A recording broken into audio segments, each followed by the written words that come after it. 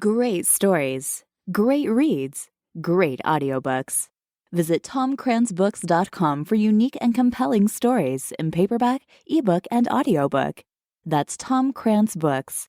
TOMKRANZ books.com. You deserve a great escape.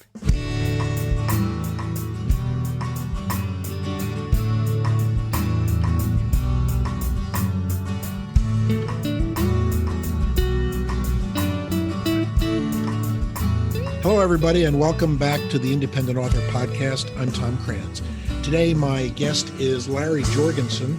Larry is the author of a book that, in the independent author self-publishing world is kind of heroic. He has sold thousands of copies of his first book entitled The Coca Cola Trail, People and Places in the History of Coca-Cola.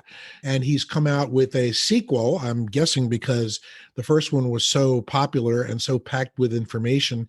He found enough information and memorabilia to fill another 200-page book called Return to the Coca Cola Trail. Larry, how you doing today? We are doing good, and fortunately, it's a beautiful day down here in Louisiana. Cool. Yeah, well, here in New Jersey, it's hot and it's humid like it's been for the entire month of July. So thank God for air conditioning.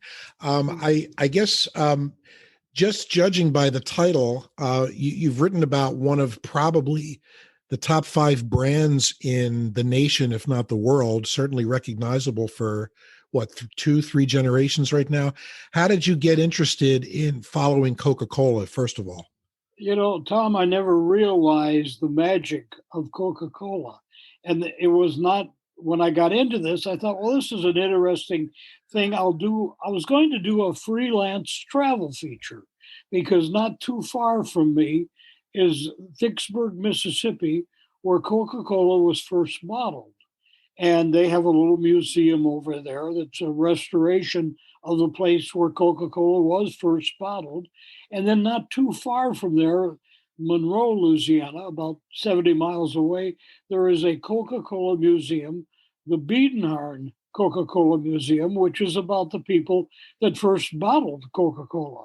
So I thought this is a great travel story, and I'm gonna freelance it. Well, I got into it, and I realized the story, in fact, is all over the country. It's these families that got involved when people were saying, "What is Coca-Cola?" and took the gamble, took the adventure, is what I call it. And really, I think it's the independent bottler who invested time and money that was very influential in creating what we now call the Coca-Cola International Empire. So your book is not particularly about Coke as a corporation. Your book is more about, I guess, the grassroots beginnings of the beverage, right? Absolutely. In fact, I tried to stay away from Coca-Cola corporate archives and everything else because I wanted to talk to the people that were really out there in the trenches, so to speak, making it happen. And it's ironic, Tom. We talk about it being bottled first in Vicksburg, Mississippi. It was 5 years later when Coca-Cola finally said, "Yeah, go ahead and bottle it if you want, but we think bottling is a really dumb idea." You know, little did they know. Yeah, famous last words, huh? So how Right. did that work? So did the same formula for the beverage just get passed around to all these communities? Well, yeah. What happened? There were two attorneys from Chattanooga who thought, bottling Coca-Cola is a good idea. And they went to Atlanta, met with Asa Candler, who at that time was making the Coca-Cola syrup. And after 2 days of negotiating, they finally convinced him that they could get the rights to bottle Coca-Cola. And he sold them the rights for the entire country except Mississippi, where he knew that Biedenharn was already doing it. Hmm. He sold them the rights to bottle throughout the United States for $1. And they say he never collected the dollar. And when he sent them back to Chattanooga, he said, "This is a dumb idea. Bottling is a backstreet operation. And if this doesn't work, don't come crying back to me about it." Wow. Well, you get these two guys from Chattanooga, they go back and they realize they're supposed to bottle Coca Cola for the United States. Well, between the two of them, they've got $1,500. How are we going to do this? Well, the old light went on and franchising was born. They Wow. said, we've got the territory. Let's start selling pieces of the pie. Well, the obligation to answer the question about the flavor, when you bought a territory, 50-mile territory in Paducah, Kentucky, you also were required to buy the Coca Cola syrup. And for every gallon you bought, the guys that sold you the territory also made a commission on the Coca Cola syrup. So they sold you the territory, you're bottling Coca Cola using the Coca Cola syrup, so the flavor is uniform, and yet they're still getting a commission on everything you're doing. Pretty Sure. slick. Wow, brilliant. So your book looks at, give me an example of like if you drop, just open the page and kind of flip through it. We see pictures of the plants. We see pictures and stories about the stores where it was sold. Yeah, what we've tried to do with the book, Tom, it's a travel guide and history. You can pick it up and you can say, "Gee, I want to go see this," and you might find an old Coca-Cola plant that's now a museum, or in fact, maybe it's a brew pub or a restaurant. There's one in Griffin, Georgia, that's a little mini boutique.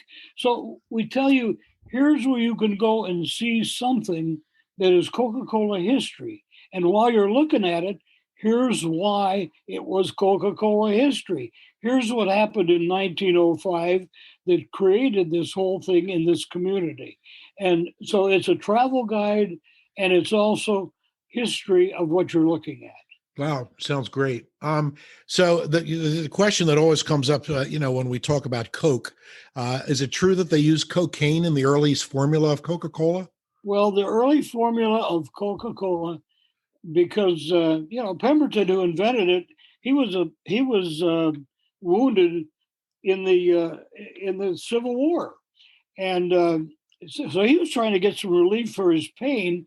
And to answer your question, the formula he came up with used the coca leaf and the cola nut. Now, the leaf was used in a different formulation than is used to make cocaine. I see. However, I guess in the early years, there was enough of a similarity that it was detectable in the Coke. And finally, after several years, couple decades of people, it's got Coca-Cola, it's got cocaine in my Coca-Cola. He went to great expense and hired, chemists or whatever to make sure there was no trace of cocaine or the coca leaf in the Coca-Cola formula. So there is nothing there now. There was a slight trace, probably the first 15, 20 years that Coca-Cola was being made, but it was not. When they make cocaine, and I don't make it, but as I understand, it's a whole different process. Yeah. No, I think people had this idea that they were, that the early recipe poured like white powdered cocaine in there. But I understand that he and I had heard this before, that the coca leaf was actually part of the process. It wasn't necessarily, a way to narcotize a soft drink. How many copies of your books have you sold so far? We're approaching 9,000 on the first one. Yikes, man. That's really awesome. And you know what's happened? The books are sold a lot in places that's memorabilia, country stores. You go into a country store, and if there's a Coca-Cola sign hanging on the wall, they're probably selling my book. There's another example. Along Highway 66, the old 50s highway, Yeah. A fella called me up last week. He's got a place called the Soda Pop Ranch. He's in Oklahoma, and he's bought from me before. He said, "Hey, we're back at business. Things are rolling. The COVID is over. Send me 40 books." I said, thank you, thank you, thank you. I said, Wow. you just got 32 in January. He says, I know, I'm down to 2. Send me some more. Gee whiz, that's amazing. So do you do everything yourself, Larry? I am it, man. I am the author, the publisher, the shipping department, the marketing department. You name it, it's me. Well, I admire you for that. So you have a stack of these books in your living room at all times, I'm guessing, right?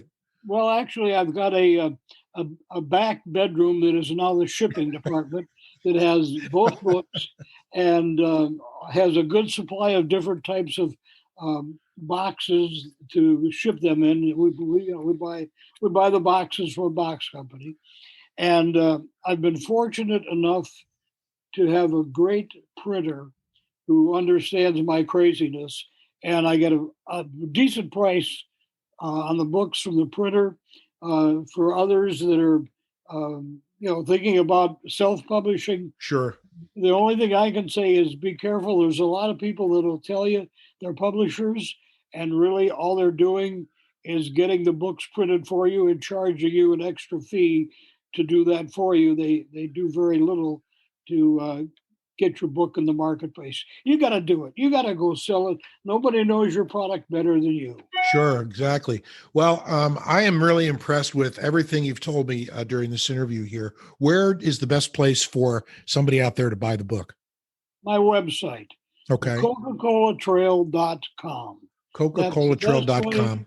And if they really want me to sign it and put their name in there, I'll even sign it and send it to them. So Sweet. All right, great. And it's the Coca Cola Trail, People and Places in the History of Coca-Cola, and its little brother, Return to the Coca Cola Trail, More People and Places. So 2 books here filled with Coca-Cola history and memorabilia.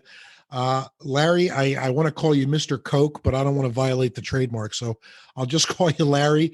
And thank you so much. And, I'm really glad to tell people about your books, although I don't think you need much help from me. It sounds like you're doing great. well, we've enjoyed it. It's been a great experience, and it's taken me off to meet a lot of wonderful people who are, families of bottlers and so forth. There's great people out there in Coca-Cola. Absolutely. All right, Larry Jorgensen, thank you so much for being with me, and good luck. Thank you, Tom.